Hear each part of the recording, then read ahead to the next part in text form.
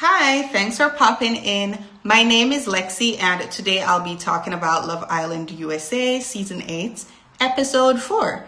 Now, I don't know if you can tell, but I'm channeling my Trinity vibe today. In this episode, she wore her little scarf with her white outfit, which I liked. I've mentioned on the channel before that I like her style, so I was like, okay, let me pop my scarf on. Okay, let me know if you like her looks on the show. Anyway, let's get into what you came here for, which is talking about the episode.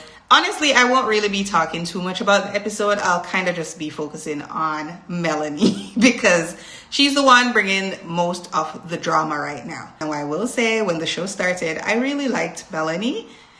As we progress, though, we'll have to see what happens because she was acting a little bit, I don't want to say crazy, but she was behaving pretty interestingly this episode. Now, we're here for entertainment, so it's always nice when we have a little drama brewing. But Melanie girl, I fear if the reactions that you had this episode is going to continue, it's going to get really, really bad. Because the things that we've seen so far compared to Melanie's reaction, it's a bit intense. So I fear, Melanie, if this is how you're going to keep acting, it might get a little bit too much. So let's talk about it. One of the first things we saw, even before Kata came into the house, right? Melanie kept questioning Sincere about what she looked like, what was she wearing? And right then and there, I was like, okay, girl, I kind of feel like Melanie, which she's very beautiful. All the girls are beautiful, but I think she kind of like scopes out the competition and be like, okay, I'm the hottest one here. Just, this is pure speculation, by the way. Based on the questions that she was asking and the way she's been acting, the vibe I get from Melanie is that she can be competitive and she'll compare herself to, the women around her. So when Kata walked in, I think that's when her little spiraling kind of began. And it only heightened when Sincere decided to pull Kata for a chat, which I'm glad he pulled her for a chat because we're in the first few days here. Like, everyone's supposed to be talking to everyone. So Sincere pulled her for a chat, and he did without telling Melanie. And Melanie didn't like that. And I think a part of why she didn't like it is because she sees Kata as more of a competition versus the other girls. It is just my thought that if it was one of the other girls, she wouldn't be as, angry about it. And she's saying like he should have told her. But I feel like even if he tried to have the conversation with her first about wanting to talk to Kata, I don't think she would have taken it well. So regardless, I think we would have seen this. So they have the challenge and Melanie decides that she's going to be petty, right? And chooses Kata as the person who should go, like who should be fired from the island, fired from the job, fired from the island in a way, right? And Kata matched her energy. And I loved it because Kata is not the one to be played with. And I'm glad Kata didn't just roll over and accept what Melanie was trying to dish out. She let her know that, listen, I'm not the one. If you want to try to mess with someone else, it won't be me. And I'm glad she did that. Now, after the game, all the girls are having a chat about what happened, and Melanie seemingly tries to confront Kata. Why did you say Sincere needed a promotion? Because you dunked me, so I was like, let me get my get back. Fair. No matter what the question was, I was gonna dunk you. And Kata was very direct. She was like, hey, I'm very kind of like tit for tat, right? If you do something to me, I am also going to do something to you. I'm not gonna just, laugh it off. And when Melanie got that straightforward answer, she kind of cowered it a bit. She kind of cowered back. And she was like, oh, girl, I know you were just joking and trying to dap her up and, laugh it off. And yeah, like Kata knows it's fake love, right? And there's a video of Kata going around on the internet where she was slapping a girl. And hey, physical violence, I'm not, saying that's correct or anything. But from what I'm seeing of Kata, it's like she has dealt with maybe mean girls. Some people are saying she's the mean girl. You never know. But you can tell that she's had a lot of like interactions with girls, and maybe girls being catty, whatever it is. So she knows how to identify it quickly. So the little slick remarks, Melanie acting like she doesn't remember her name, things like that, she can pick it up very quickly. And she's quick on her feet and she's going to give you the energy that you're giving her. And I agree with it, you know? So fast forward to the events that happened at night. Now, this is where a lot more of the drama intensifies, because the bombshell comes in and Melanie is just besides herself. She is like, oh, this is the hottest man I've ever seen in my life. He's so great. He's so awesome. And I'm like, girl, chill. On Love Island, we know that they have these kind of exaggerated reactions. But she was doing a lot. All the girls liked him and they were complimenting him. But Melanie was really overdoing it. And I think a large part of that was because she wanted a reaction from Sincere. So all the girls are talking to the new bombshell. And Melanie is kind of like, even though she's the one closest to him, she's still like trying to lean forward and, you know, to get this eye contact and trying to be seen. I don't know. That's the best way of putting it. And in the scene, we can see Kenzie and Trinity kind of tell her in a joking way, like just like laughing it off. Hey girl, can you sit back, like chill a little bit? We know they were serious, but they weren't trying to embarrass her in that moment. They were just like, hey girl, like chill, you know?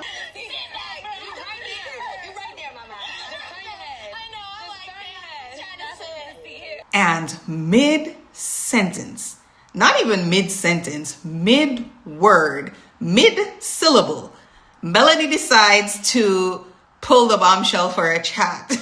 And when I saw it, I was kind of like taken aback. I'm like, what? But I'm not going to fault her for that. Was it a little bit abrupt? Could be taken as rude. Yes, but it is a dating competition. So I'm not even going to pick on her or truly fault her for that, because some people are just not as situationally aware. And I think that was just her way of kind of like, again, making Sincere jealous, because she wanted him to think that he pulled her for a chat first, and also kind of getting ahead of the girls in a way too. Again, I'm not going to, was it a little rude? Yes, but I'm not going to really fault her and make a big deal out of that. Now, Bea had said that Kenzie should get first dibs on the bombshell. And I'm like, you don't get to decide that. You don't get to choose who can talk to the bombshell first. Now, if Kenzie had asked like, hey guys, could you allow me to just talk to him first? Because, you know, I don't really have a match or something. But Bea, like, that's not your role, or that's not your decision to make, right? You can't just say, I think this person should get for like chill. And I don't know why Bea was doing that, because Kenzie's in the position that she's in because the girls picked. Kenzie picked Zach, and Zach did not like her, and that's why she ended up getting like embarrassed when he wasn't there when she opened the door, and having to tell her that she's not his type. Like, she's in the position that she's in because she chose. So allow the men to now do their picking, because at the end of the day, it doesn't really matter who speaks to him first. He knows who he's attracted to. I'm sure he may be open to talking to all the girls, but he already has in his mind who he's probably going to go for. So talking to him first or trying to call dibs on someone, that's not going to change the outcome. Back to the main conversation. Melanie is talking to the bombshell and the girls are like on the side. And it's so funny because Melanie was telling the bombshell, yeah, there's no drama right now. And I'm like, girl, it's not a big drama, but you know you're kind of like going tit for tat with Kada, and you're not in the best place with Sincere. And as she was telling him that there's no drama, the girls are downstairs talking about how she was acting when they were in their group conversation. And Bea decides that, hey, I'm going to talk to her, you know, when she gets back. So Melanie finishes her conversation and she's walking down, excited, flipping her hair. She's ready to tell the girls about how into her the bombshell is. And Bea kind of stops her in her tracks. She cut her excitement real quick. And I'm like, dang, like Bea, you could at least like kind of hear her out a little bit. But Bea was ready to get it out. And I see people kind of taking sides a lot. You know, it's either was Bea right or was Melanie right? And I think it's not really who was wrong, who was right. I think they both weren't perfect in how they handled the situation, but definitely Melanie took it to 100 when it didn't need to go there, right? So yeah, I think Bea was kind of jumping the gun a bit. I think she was very quick to kind of want to correct her. And correct is the important word here, right? Because I think Melanie took it as criticism when it was just a simple correction, and those are completely different. And I will say, as someone who works in early years education and I'm a child behavioral specialist, when I see how these adults behave, it's no different from kids. Like, it's not even funny. And that's why it's important to kind of correct these behaviors soon, because then you end up with adults acting like how these adults are acting, right? And of course, no one is perfect. But yeah, Bea was very quick to kind of get on her about it. And I think even though her approach was calm, it wasn't rude, having that conversation with two other ladies there and kind of cutting her off in that moment where she was so excited, it maybe wasn't the best timing and the best approach. Now, some people can see it as, hey, correct it immediately. But at the same time, discernment, you know, you just have to kind of read the situation. But again, these people don't know each other that well. They're pretty much strangers still. And Bea did not know that Melanie was very sensitive. And she said it, I didn't know that she was so sensitive. So maybe had Bea known her a little bit better, then she would have approached her a little bit differently. Now, Melanie seems to be the type of person who has problems with rejection sensitivity, right? I'm by no means like diagnose it, nothing like that. I'm just saying this is what I observe. She seems to take a very small correction as like a character attack or like an attack on her. And Bea by no means attacked her. She pointed out a simple thing that she did and wanted to just like express and explain how it affected the other girls and why they would hope she would be more cognizant of, you know, that fact. But Melanie quickly got defensive. Very, very quickly. If you watch the scene, she immediately became defensive. I was so looking. I understand, but it's like, it's honestly happening in relaxed. Like, conversations I before. honestly just turned over because I didn't do it on purpose. Well, don't tell me to relax, but I'm saying like it's happened before. And that tells me that Melanie does not like being corrected. That could be for many different reasons. We don't know her history. We don't know that much about her, but she does not like to be corrected. She had a huge reaction to what Bea was saying. I was like, it literally went from 0 to this. And I think that's because in her mind, she maybe felt a little bit embarrassed. She felt like Bea was coming at her. And Bea really wasn't coming at her crazy. But she took it, the way she internalized that, was like Bea was really trying to attack her. That was not an attack, honey. If you see that as an attack, I don't know how you're surviving the real world. Because that was literally a simple thing. And telling Bea, like, relax.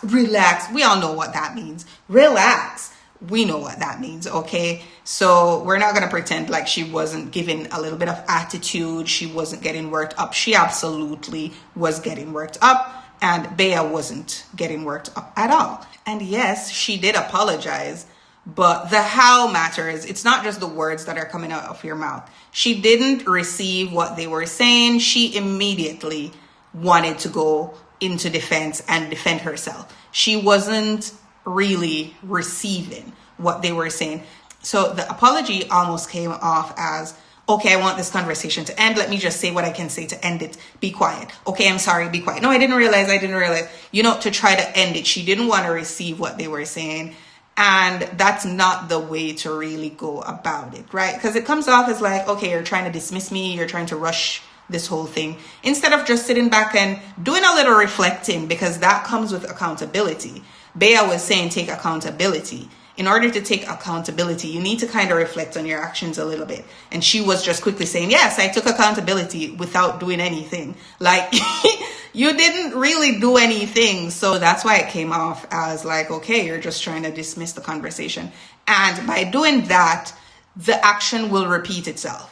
Like, if you don't really sit back, take time to reflect and say, then it's going to happen again. And I think that's what the girls were kind of like trying to, get her to really understand, that it's not just to say, hey, sorry, and then it'll happen again and again and again. Like, we want to, ensure that, okay, you're understanding what we're saying. So she storms off and she's marching down the villa, walking around, creating a whole thing. And this is where, even if you like Melanie and you agree with her, like this action, this behavior you have to admit that it was a lot, because those 4 girls were having a conversation and she kind of just expanded that to the whole villa. And you have to be wary of things like that. That's where I had the problem, because if she'd even stayed there with Bea and, they kept the conversation, or even if it kind of turned into a little argument, but they kept it amongst themselves. And then she said, hey, you know what? Give me a minute or whatever, or give me the 10 that she was asking for. Then she walked off and go sit quietly and actually take the 10. She was saying she's going to be the one to walk away, like she's being the bigger person. And I think in her mind, because she walked away from Bea, she is being like, that's her way of like problem solving or de-escalating. But it's not just walking away. You didn't walk away and just actually go sit and take the 10 that you needed. You are exploding over the whole villa. Everyone is now hearing you, because at first the guys were saying it looked intense, but they couldn't really hear what was going on. And it was a bit more contained. But now you're taking it outside. You're interrupting, disrupting everyone else in the villa. Is it good entertainment? Yes, it was a little funny to watch. And, it's TV. So we kind of like to see that in a way. But at the same time, you're now bringing that energy to the whole villa, to everyone around you. And that's where, even if you like Melanie, you have to admit that her behavior there is a little problematic, because of your own emotions interrupting everyone around you and spreading that energy to people who had nothing to do with what you were talking about. We saw where she went to Kada and Zach. They're having their moment there. You're not interrupting. I just need someone to talk to. I need someone to talk to. And I'm not saying, she's wrong for wanting that in that moment. But at the same time, it's kind of like all about her. And we know that she's all about her in this moment, because she's not even close to Kada like that. They're not really friends. So for her to go to Kada and Zach and like, I just need someone to talk to, I just need someone. It's like you're completely ignoring what they have going on or what Kada has going on, because you just need someone to cater to you in that moment. And that's not the right way to deal with it. So Anaya, her emotional support pillow, runs behind her. And don't get me wrong, I like Anaya, but I'm just like, girl, like, please. Sometimes it's just a bit much with the over coddling that Anaya is doing. And it's getting a little bit, but I'm not gonna get at her just yet with that. We'll give her a break, But yeah, so Anaya, is trying to, get to her to kind of give her what she needed in that moment. And she's just going around, I need 10, I need 10, I need 10. And I'm like, at this point, girl, take 30, take 24 hours. You don't even have to come back to the island, because this is too much. And the guys are seeing it too. And that's going to affect her, because what guy is really unless he's toxic in a way, what guy is going to want to deal with you when they see that is your behavior? So it's going to affect her relationships too when she behaves like that. But yeah, we'll see what happens in the next episode. I'm very excited. I know someone is going to get kicked off. boy will get kicked from the island. I'm interested to see who that will be. And yeah, catch you next time. Bye.